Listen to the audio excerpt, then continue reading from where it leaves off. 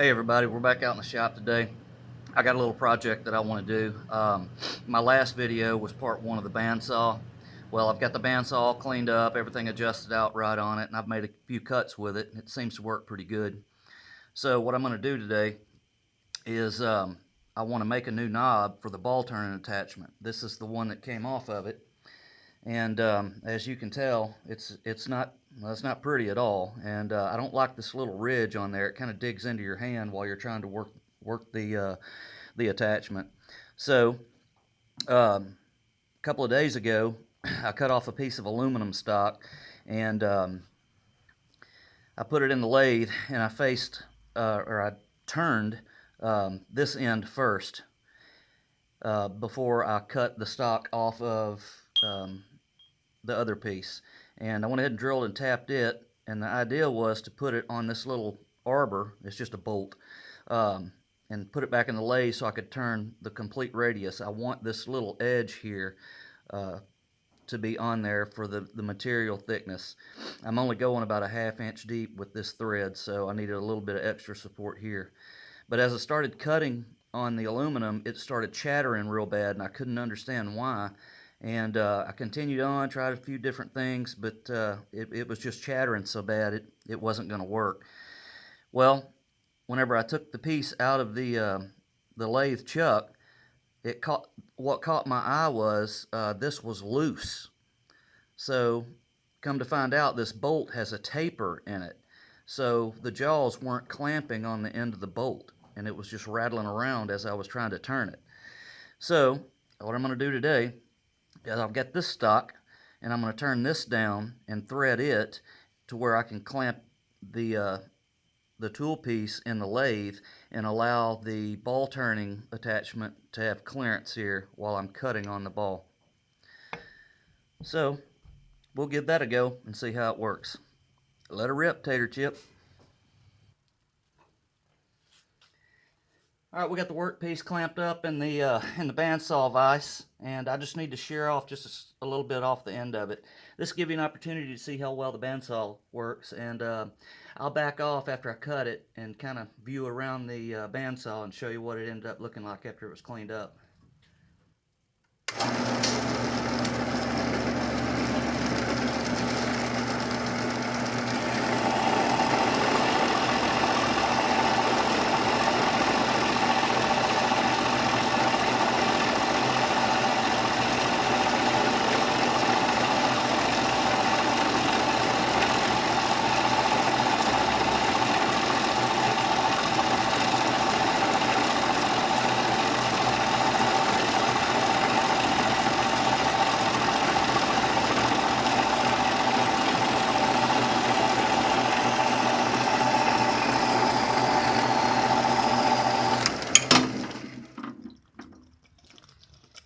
Okay, there you have it. It cuts pretty smooth, cuts pretty straight. I'll be interested to see when I put it in the lathe how square this edge is. That'll be the telltale sign whether I've got everything adjusted or not.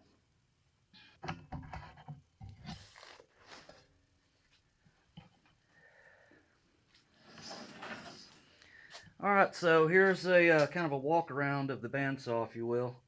It cleaned up pretty nice. I'm happy with it. Got all the extra metal chips and all the junk off of it, and it had a lot of sticky stuff all over it. I'm not real sure what that was, but I'm pretty happy with it. It seems to cut pretty good. It's the first horizontal bandsaw I've ever had, so I'm kind of experimenting with it.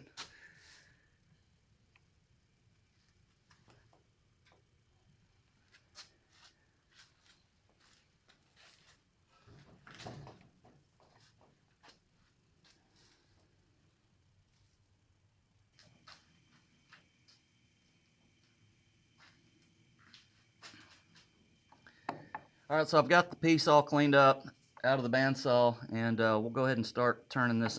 I want to face it off and see how accurate the saw cut was. So we'll do that right quick.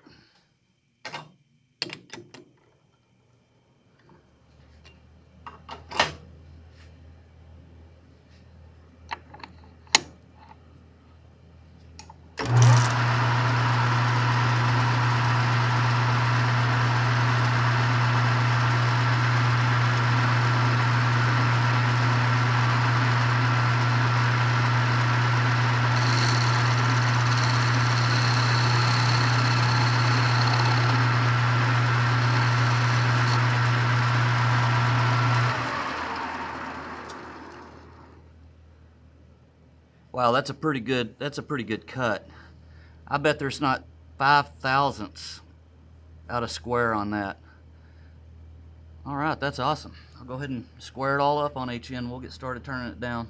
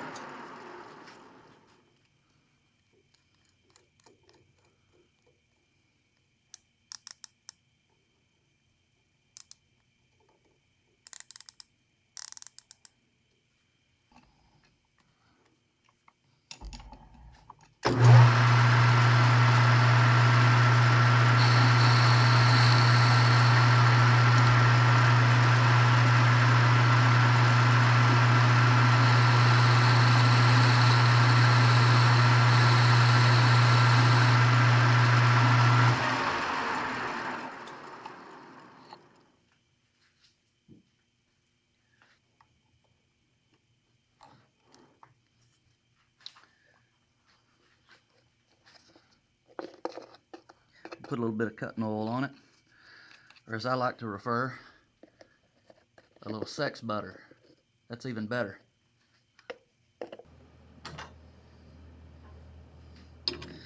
Okay, now that I got the threads cut on it, I'm going to take it out of the chuck, flip it around so I can clamp onto that shoulder, and I'll turn the other end of it and clean it up, make it look a lot better.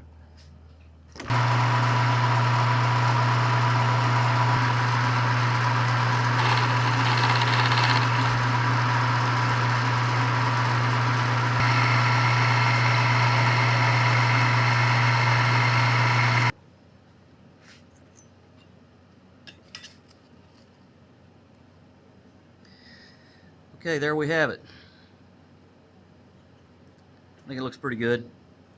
And I'll go ahead and set up the machine for the ball cutting attachment and cut off a portion of aluminum and drill and tap it, and then we'll put it on here and start the radius process.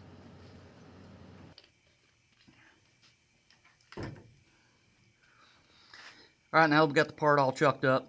I switched over to high-speed steel bit. For cutting aluminum, it just cuts a lot better. It's a lot sharper than the carbide. And we'll go ahead and face this end off. I'll drill and tap this end, and then I'll take it over to the bandsaw and we'll cut off what we don't need, and then we'll get started turning the radius.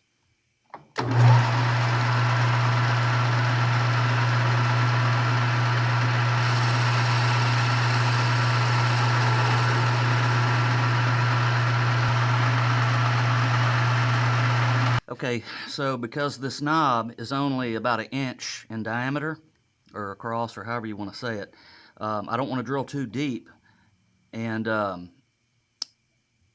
come to find out whenever I cut the radius on it, I cut through where I drilled. So I only want to go in right at 500 thousandths, a 1/2 inch. So what I'll do, I'm going to set this little plate up here and run my drill bit up to the edge of it. Now I know the thickness of this plate, so whenever I drill the hole, if I go 500 thousandths, I've also got another 25 thousandths to go because of the thickness of this plate.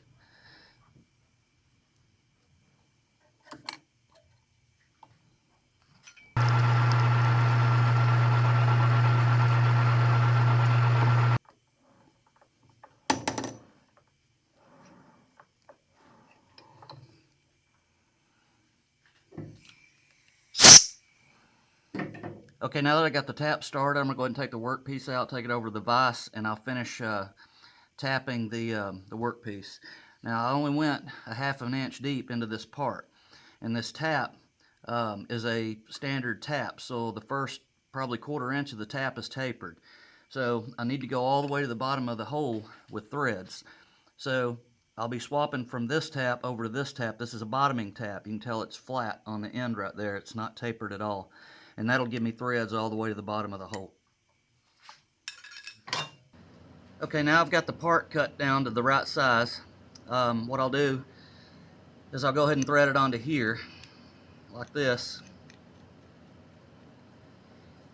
So now I can chuck it up in the vise, or I'm sorry, in the chuck, and it holds it out here away from the chuck, so my ball turning attachment has enough room to clear everything. And once I get everything set up, I'll go ahead and start cutting the ball.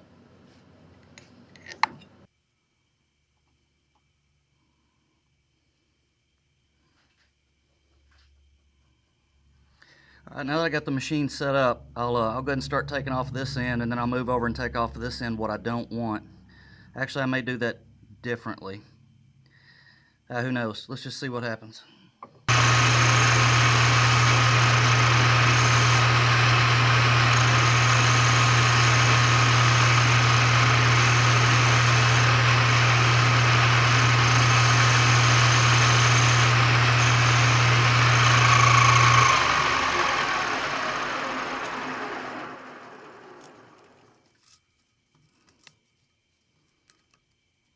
Look like it's working pretty good.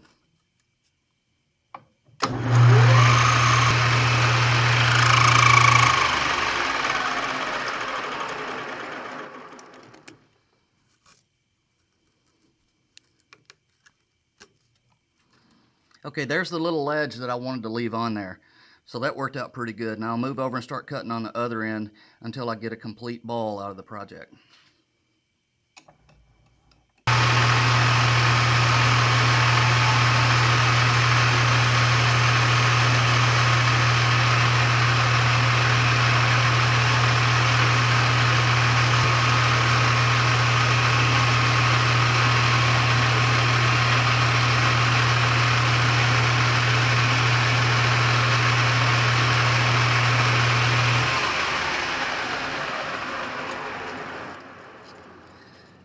Well, there you have it, a new knob for my ball turning attachment. So I'll polish it up, we'll try it out. I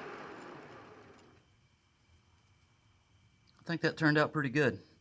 Now I'll take it off the little mandrel and see how it fits. Shit, that's hot. Don't touch that, it's hot.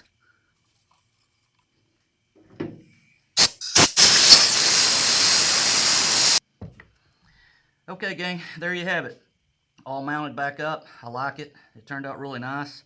I've been wanting to do that for a while. I've got a couple of machines with some odd shaped knobs on them that I'm going to be redoing, and I like that. It turned out really well. This little tool works pretty good. I'm really surprised how well it does work. I was a little apprehensive whenever I first saw some of the videos of a tool that you manually turned by hand. You know, I was concerned that it would dig in, bite, I don't know, it just doesn't seem right. But at any rate, there you have it. One more project down in the shop. So I hope you guys liked it. Hope you got something out of it. If you did, hit that like button and subscribe. You know, leave some comments if you guys come up with something you want me to build. Leave in the comments, I'll take a look at it, and if it's feasible, I'll go ahead and build it. But for now, I'm going to get out of here. The missus has some honeydews for me to do, and I'll see you guys on YouTube. Bye-bye.